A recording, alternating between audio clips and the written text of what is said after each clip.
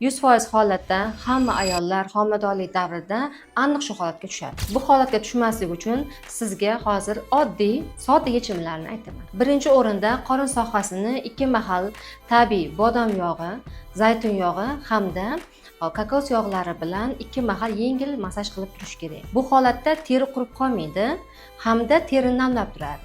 Bu teri yorilmasligini oldini olib turadi. Vitaminlarga boy bo'lgan taomlarni, vitaminga boy bo'lgan mahsulotlar yeyish kerak. Organizmni vitamin bilan to'yintirish kerak. Mana shu teri yorilishiga vitaminsizlik sabab bo'lib qoladi.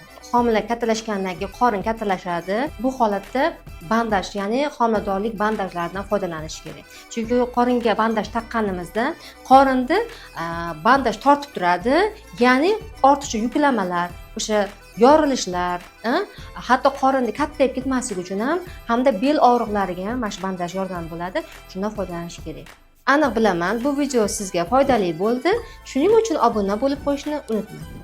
100% holatda hamma ayollar homiladorlik davrida aniq shu holatga tushadi. Bu holatga tushmaslik uchun sizga hozir oddiy, sodda yechimlarni aytaman. Birinchi o'rinda qorin sohasini 2 mahal tabiiy bodom yog'i, zaytun yog'i hamda kokos yog'lari bilan 2 mahal yengil massaj qilib turish kerak. Bu holatda teri qurib qolmaydi hamda terini namlab turadi.